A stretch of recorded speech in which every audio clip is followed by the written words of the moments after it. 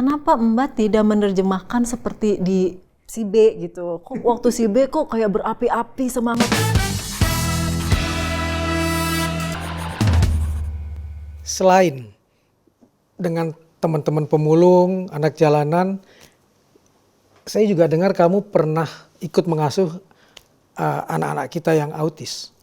Oh iya, bukan mengasuh sih, di Solo. Di Solo. Di Solo. Jadi saya relawan untuk salah satu SLB swasta di Solo.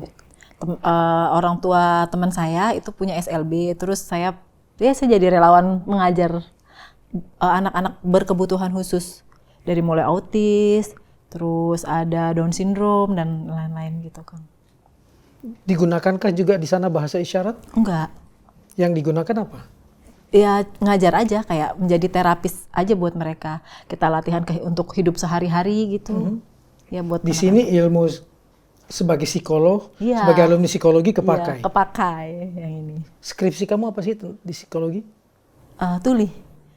Seingat saya lupa ya, agak lupa, tapi judulnya kayak bagaimana penyesuaian diri teman-teman tuli di lingkungan kerja. Oke, bukan soal bahasa isyaratnya. Bukan. Tapi justru soal penyesuaian. Iya.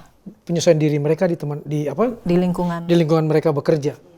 Dan itu yang juga digunakan nantinya entah ketika menjadi relawan, menjadi terapis untuk teman-teman autis, untuk pemulung dan lain sebagainya, akhirnya jadi berguna juga ilmunya. Iya. Bagaimana penyesuaian diri kita kayak untuk ke mana-mana gitu kan, Kang, itu penting. Kembali ke tadi yang pemulung, dan dirimu bilang salah satu pelajaran awal di Lebak Bulus itu adalah mengajarkan mereka agama, mengajarkan mereka mengaji. Andai ada anak-anak di sana yang juga tuli, bagaimana mengajarkan mereka mengaji? Bulan lalu Kemenak itu sudah meresmikan Iqro dan Juz Amma berbahasa isyarat. Iqro dan Juz Amma berbahasa isyarat. Dan itu juga sudah dibagikan ke komunitas tuli, dan alhamdulillah saya juga dapat. Saya juga baru lulus, Kang. Minggu lalu saya baru lulus Iqro 1 sampai 6 dengan bahasa isyarat. Guru saya tuli. Kamu jadi murid di situ? Iya. Gurunya tuli. Apa yang dipelajari? Belajar huruf Iqro, huruf hijaiyah berarti ya. Kayak alif, ba, ta, sa, ja, ha, ho, dal, za, ro, zai, sin, shin, sod, do, to, zo, ain, go, fa, kof, kaf, lam, mim, nun, waw, hamzah, ya. Beda dengan yang visual kan? Beda lebih dengan mirip Bisindo. dengan Sibi. Ini yang Arab tadi itu kan mungkin ngambil dari isyarat. Iya. Sign language di sana. Iya, karena kan kita nggak berani ngubah huruf itu kan, Kang. Iya. Suatu saat nanti ada musabakah tilawatil Quran diadakan dan butuh bahasa isyarat, juga sudah bisa. Ada teman saya yang sudah bisa. Jadi ada 2 metode yang dipakai nih, Kang. Ada metode tilawas dan metode kitabah. Kalau metode kitabah itu kita membaca hurufnya. Kalau metode tilawah itu ada kayak misalnya ada banyak panjang, itu ada idghamnya segala dah. Iya, itu juga. Kalau saya kan masih Iqro ya, Kang ya. Jadi ya masih yang bata, terus yang huruf-huruf pendek, tapi udah mulai ada panjang pendeknya, jadi kasih tahu kayak misalnya a i u nih dalam bahasa Arab ya. Ini a berarti di atas, a i u gitu. Terus kalau ada huruf lain yang nyambung, ta, ti, tu kayak gitu ada. Ta, ti kan di bawah tuh gitu. Baru sampai situ. Campuran antara sign dan visual ya? Iya. Tetap ya, gabungan itu ya? Gabungan itu. Jadi kita baca itu. Terus ada juga teman yang memang dia fokus di agama, jadi sudah hafal Al-Quran kan, jadi dia tahu artinya. Nah itu sementara kadang-kadang kita masih pakai itu. Jadi kalau ada guru yang ngaji kan kita tidak hafal nih huruf di Al-Quran apa aja. Itu kalau dia tahu artinya kayak Alhamdulillahirabbil alamin, itu kan artinya segala puji bagi Allah Tuhan semesta alam. Itu syaratnya itu alhamdulillah. Ini udah kesepakatan ya, alhamdulillah. Hirabbil alamin itu kan semesta alam ya, Tuhan alam. Rahmat. Gitu. Itu yang visualnya. Iya. Kalau sudah menjadi kesepakatan dan sudah dipahami oleh banyak orang. Termasuk dengan menyebut nama Allah yang Maha Pengasih lagi penyayang. Bismillahirrahmanirrahim ya. Itu dari sini. Bismillahirrahmanirrahim. Dulu awalnya begini Kang. Bismillahirrahmanirrahim. Terus teman tuli, kita kan nggak ngomong, jadi kita ganti gitu kesepakatannya, jadi ganti dari sini. Ya Bismillah ya. Gitu. Oke. Jadi betul-betul karena kesepakatan ya. Iya. Dalam perjalanannya hampir semua stasiun televisi pernah menggunakan jasamu ya. Iya. Stasiun TV besar yang ada di Jakarta menggunakan jasa kamu. Jasa JBI.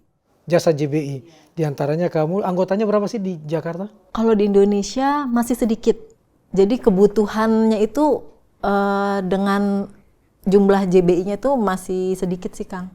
Jadi kadang-kadang kayak banyak yang kita nggak bisa penuhi permintaannya. Belum semua stasiun televisi di daerah juga yang menggunakan juru bahasa isyarat kan? Bahkan ada beberapa TV nasional juga yang swasta ada yang nggak pakai juga gitu. Kalau bukan tidak mau pakai tapi kesulitan penerjemahnya atau gimana? Enggak sih, dulu kita pernah kerja sama, cuma mungkin ada kesulitan yang lain yang kita nggak tahu ya dari TV-nya. Jadi mereka ada beberapa yang stop.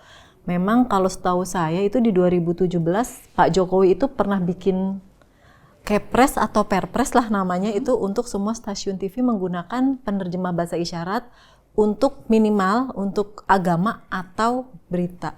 Agama dan berita. Yang diutamakan itu dulu. Jadi bukan hiburan. Yang diutamakan sih agama dan berita dulu. Karena kan apalagi ini tahun politik ya Kang. Kayak teman-teman tuli nanti akan jadi pemilih nih. Tapi kalau mereka nggak tahu visi misinya, terus calonnya siapa, kan juga asal aja nanti bahaya juga. Berarti kemungkinan ketika kamu menerjemahkan debat Capres 2019 akan terjadi lagi nih di 2024? Ya mungkin Kang. Waktu itu sempat kan? Saya di 2014. Itu gimana kamu memvisualkan emosi para pendebat ya? Oh itu ada kejadian unik sih, jadi aku dari kubunya satu pihak. Kenapa Mbak tidak menerjemahkan seperti di si B gitu? Kok waktu si B kok kayak berapi-api semangat, kok giliran si A kayak santai, diem. Lah kan saya istilahnya mengimpersonate si pembicara. Kalau pembicaranya berapi-api ya kayak otomatis kita masuk gitu loh Kang.